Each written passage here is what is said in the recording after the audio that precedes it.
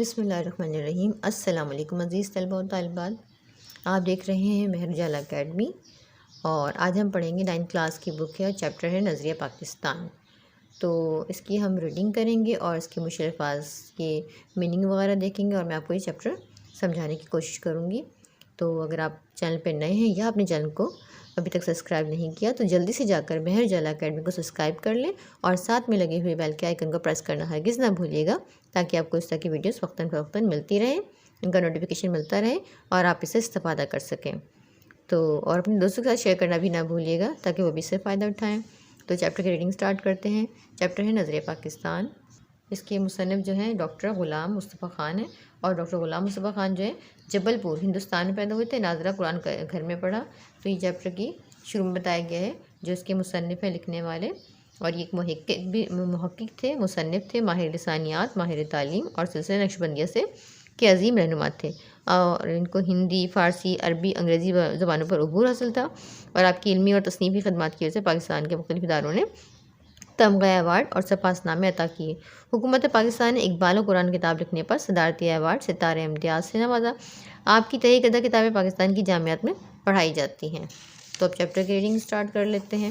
تو چیپٹر جو ہے وہ نظریہ پاکستان اور تحریک پاکستان کی وجہ اور مقصد بیان کیا ہے، ٹھیک ہے نا، کہ مسلمانوں کا یہ عام اصول یا شیوا رہا کہ وہ بلا وجہ کسی سے لڑتے جھگڑتے نہیں، ہر ایک کے ساتھ پیار محبت سے رہنا چاہتے، لیکن جب جو کفر و الحاد کو فروغ ہونے لگے اور بے دینی کو غلبہ ہوا تو مسلمانوں کے حقوق کو پامال کیا جائے اور ان کی مذہبی آزادی کو سلب کیا جائے تو مسلمان ڈٹ کر کھڑے ہوتے ہیں، آواز بھی اٹھاتے ہیں، تحریک بھی چلاتے ہیں۔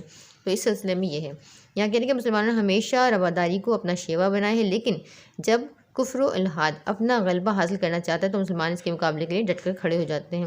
یعنی مسلمانوں کو ہمیشہ ضرورت ہوتی ہے اپنا جو ان کا طریقہ ہے وہ بے دینی کو قابو کرنا، غلبہ کہتے ہیں قابو کرنے کو، کفر و الحاد کہتے ہیں بے دینی، رواداری کا میننگ ہے ضرورت۔ یہ جو میننگ اس کے اوپر لکھی گئی ہیں آپ کو اس سے سہولت ہو جائے گی خلاصہ وغیرہ لکھنے کی۔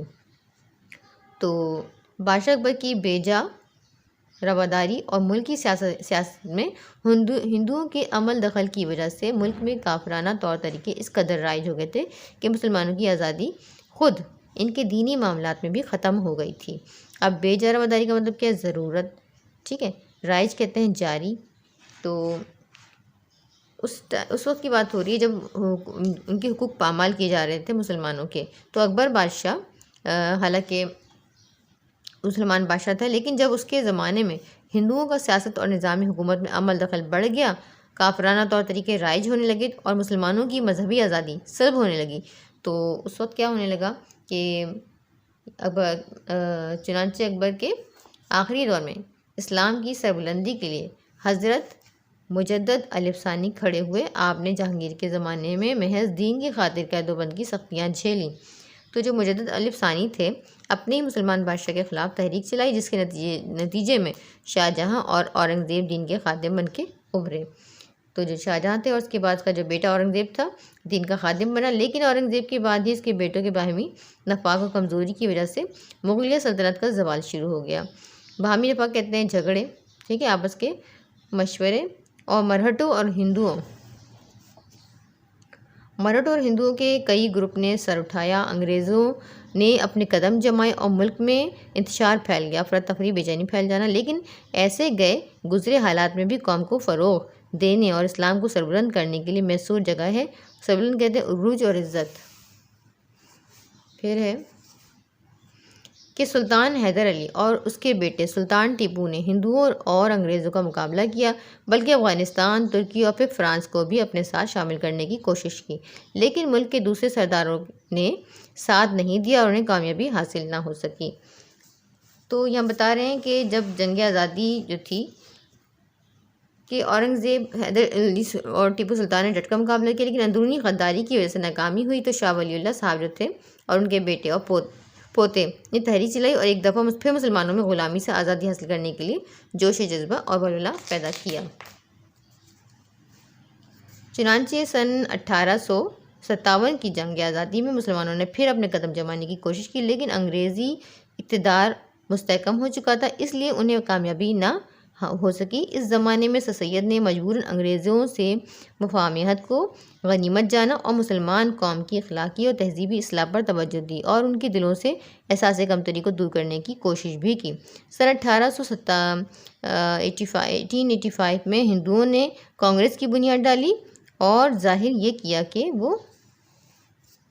وہ ملک کی تمام قوموں کو ان کے حقوق دلوائیں گے، لیکن بعد میں پتہ چلا کہ وہ صرف اپنے حقوق کا تحفظ چاہتے تھے۔ انہوں نے مسلمانوں کو ان کے کاروبار سے بھی محروم کرنے کی کوشش کی اور وہ سرکاری ملازمتوں پر بھی قابض ہو گئے۔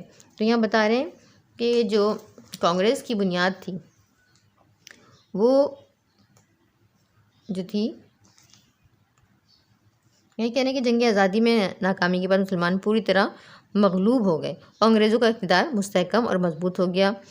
انگریز جو تھے وہ مسلمانوں کے ساتھ انتہائی بدسلوکی اور ظلم و ستم شروع کر دیے جب انہوں نے تو سر سید خان کی مفاہمت اور انگریزوں کے رویے میں تبدیلی اور نرمی آئی۔ نیز انہوں نے مسلمانوں کی مشترکہ زبان اردو کے مقابلے میں ہندی کو قائم کر دیا۔ سر سید نے مسلمانوں کو ہندوؤں کی کانگریس اور ان کی سیاست سے علیحدہ کرنے کی کوشش کی۔ پھر سر سید کے ایک رفیق نواب محسن ملک نے سن 1906 میں کل ہند مسلم لیگ کے نام سے مسلمانوں کی ایک الگ تنظیم کی بنیاد ڈالی اور ظاہر یہ کیا کہ وہ ملک کی تمام قوموں کو ان کے حقوق دلوائیں گے، لیکن بعد میں پتہ چلا کہ وہ صرف اپنے حقوق کا تحفظ چاہتے تھے۔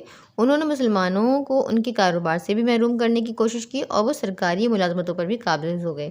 یہ اس وقت انگریز مسلمانوں کے ساتھ کر رہے تھے۔ نیز انہوں نے مسلمانوں کی مشترکہ زبان اردو کے مقابلے میں ہندی کو قائم کر دیا۔ سر سید نے مسلمانوں کو ہندوؤں کی اس کانگریس اور ان کی سیاست سے علیحدہ کرنے کی کوشش کی۔ پھر سر سید کی ایک رفیق نواب محسن ملک نے سن 1906 میں کل ہند مسلم لیگ کے نام سے مسلمانوں کی ایک الگ تنظیم کی بنیاد ڈالی۔ یہ تنظیم ڈھاکے میں قائم ہوئی تھی، جہاں ہندوؤں نے سازش کر کے مسلمانوں کو ذکر پہنچانے کے لیے مشرقی بنگال اور آسام کا وہ صوبہ جس میں مسلمانوں کی اکثریت تھی ختم کرا دیا، اور سن 1911 میں ذکر کا مطلب ہے نقصان پہنچانا، مسلمانوں کو نقصان پہنچانا چاہتے تھے وہ، تو انہوں نے پھر کیا کیا، مسلمانوں کی جو اکثریت تھی اس کو ختم کرا دیا اور اسی علاقے میں پھر بنگال میں شامل کرا دیا۔ اسی زمانے میں پہلی جنگ عظیم چھڑ گئی جس میں انگریز کا مقابلہ جرمنی سے ہوا اور ترکی نے جرمنی کا ساتھ دیا۔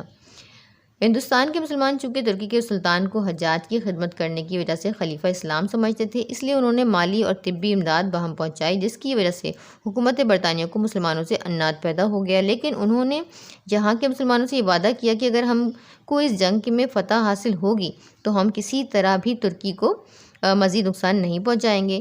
یہ وعدہ محض فریب تھا، یعنی وہ دھوکہ دے رہے تھے، ایسا انہوں نے کچھ بھی نہیں کرنا تھا۔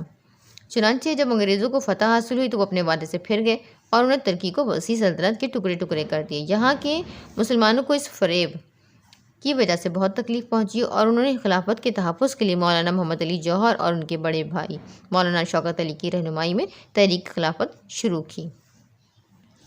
یہ آپ کو یہاں سمجھ میں آ رہا ہوگا کہ کس طرح مسلمانوں سے زیادتی ہو رہی تھی، لیکن اس زمانے میں ہندوؤں نے مسلمانوں کو ہندو بنانے کے لیے شدی تحریک، اس ایک تحریک تھی جس میں مسلمانوں کو ہندو بنانے کی تحریک چلائی گئی تھی کہ مسلمان جو تھے ان کو کس طرح سے ہندو بنا جائے، شروع کیا۔ ان کی ختم کرنے کے لیے سنگٹھن تحریک میں کیا تھا، اس میں مسلمانوں کے خلاف ہندو نوجوانوں کو جنگی تربیت دینے کی تحریک تھی کہ کس طرح ہم جو مسلمان نوجوان ہیں ان کو جنگی تربیت دیں گے ہندو کے خلاف شروع کی۔ اور پھر سن 1928 میں کانگریس نے جو نہرو رپورٹ شائع کی اس میں مسلمانوں کے لیے علیحدہ نمائندگی کا اصول جو وہ 12 سال پہلے تسلیم کر چکے تھے بالکل نظر انداز کر دیا۔ پھر تو مسلمانوں میں بڑا جوش پیدا ہوا اور انہیں یقین ہو گیا کہ چونکہ ان کا دین، ان کی تہذیب اور ان کی معاشرت، جو معاشرت کہتے ہیں رہن سہن، سب کچھ غیر مسلموں سے مختلف ہے، ظاہر ڈفرینٹ ہے، وہ ہندو تھے، مسلمان تھے، اس لیے کسی حالت میں ہندوؤں سے تعاون نہیں ہو سکتا تھا، یعنی ظاہر ہم ہندوؤں سے کیسے مل کے رہ سکتے تھے جبکہ ہماری دین کا بہت بڑا ڈفرینس ہے۔ چنانچہ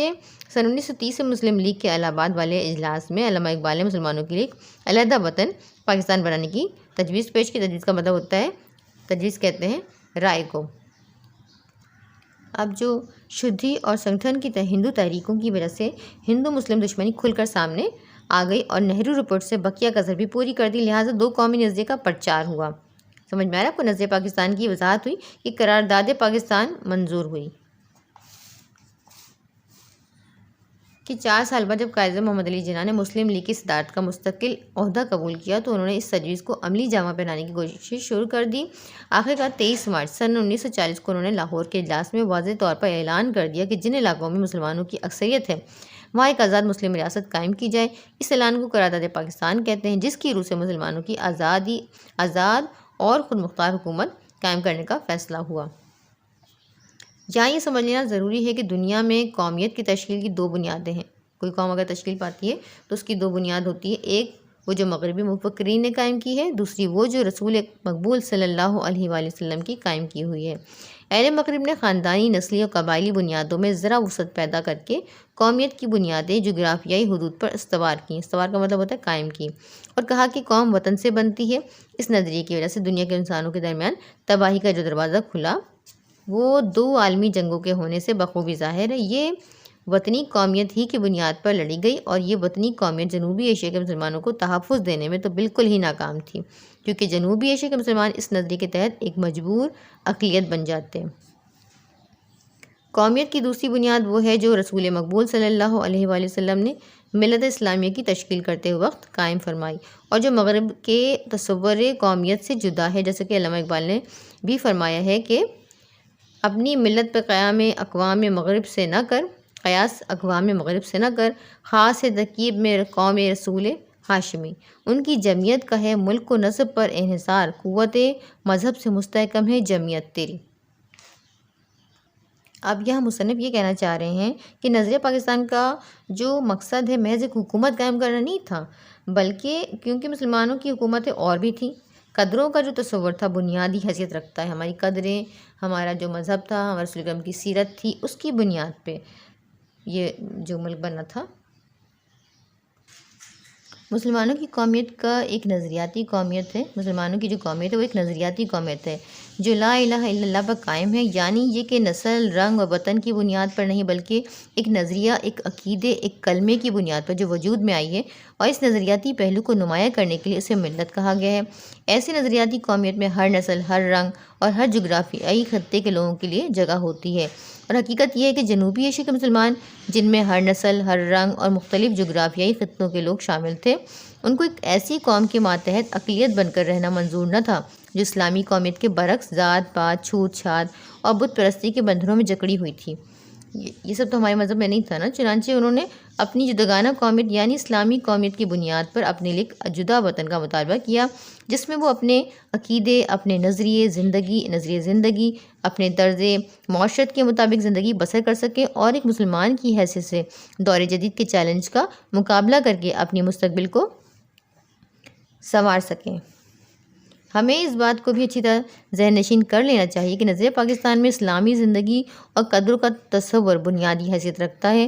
اخوت، مساوات، عدل، دیانت، خدا ترسی، انسانی ہمدردی اور عظمت کردار کے بغیر نظریہ پاکستان کو فروغ نہیں ہو سکتا۔ نظریہ پاکستان کا مقصد محض ایک حکومت قائم کرنا نہیں تھا، کیونکہ مسلمانوں کی حکومتیں ایشیا اور افریقہ میں پہلے سے موجود تھیں۔ نظریہ پاکستان کا مقصد اسلامی اصولوں کی ترویج و اشاعت اور اہل عالم کے لیے مثالی مملکت کا نمونہ فراہم کرنا ہے۔ ترویج و اشاعت کہتے ہیں رواج دینا۔ پھر کہ پاکستان کام کرنے کا فیصلہ ہندوؤں کو بہت ناگوار گزرا، وہ پسند نہیں کرتے تھے اس بات کو کہ مسلمان جو ہے وہ علیحدہ ملک میں رہے۔ انہوں نے پوری کوشش کی کہ یہ مملکت قائم نہ ہونے پائے۔ ان کے پاس دولت اور طاقت تھی، جنوبی ایشیا میں ان کی اکثریت تھی، لیکن چونکہ قیام پاکستان کا مطالبہ حق اور انصاف پر مبنی تھا، اس لیے حکومت برطانیہ کو مجبور ہونا پڑا، اور قائد اعظم محمد علی جناح کی پرخلوص قیادت، مسلمانوں کے یقین، اتحاد اور عمل پہ ہم کی وجہ سے 14 اگست سن 1947 کو پاکستان معرض وجود میں آ گیا۔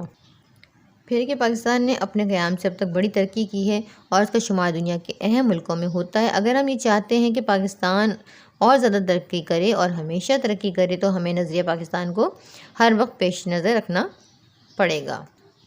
اس کی بدولت ہم پاکستان کو زیادہ مستحکم اور شاندار بنا سکتے ہیں۔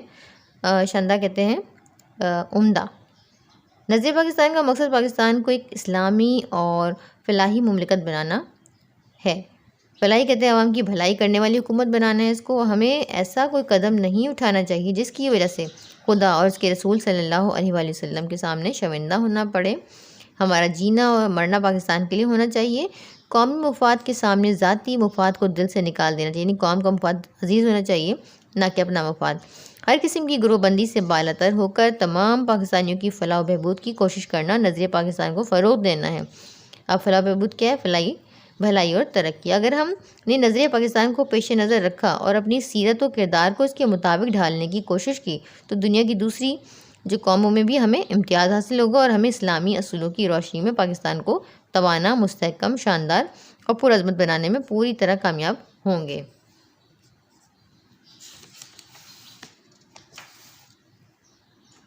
تو یہاں یہ کہنا مقصد ہے کہ جو مسلمانوں کی قومیت ہے وہ ایک نظریاتی قومیت ہے اور وہ لا الہ الا اللہ پر قائم ہے، وہ لا الہ الا اللہ پر قائم ہے۔ لہٰذا ہم نظریہ پاکستان کا مطلب صرف ایک ملک حاصل کرنا نہیں بلکہ اسلامی زندگی اور قدروں کا تصور بنیادی حیثیت رکھتا ہے۔ یعنی ہم کہہ سکتے ہیں، اقبال نے کہا ہے، سبق پھر پڑھ صداقت کا، عدالت کا، شجاعت کا، لیا جائے گا تجھ سے کام دنیا کی امامت کا۔ تو یہ ہمارا چیپٹر کمپلیٹ ہو گیا ہے۔ ویڈیو آپ کو اچھی لگی ہو تو ویڈیو کو لائک اور شیئر کرنا بالکل نہ بھولیے گا، اور اس کے جو مشقی سوالات ہیں اس کی انشاءاللہ میں ایک دوسری ویڈیو بناؤں گی۔ تو یہ ہماری سبق کی ریڈنگ ہو گئی ہے۔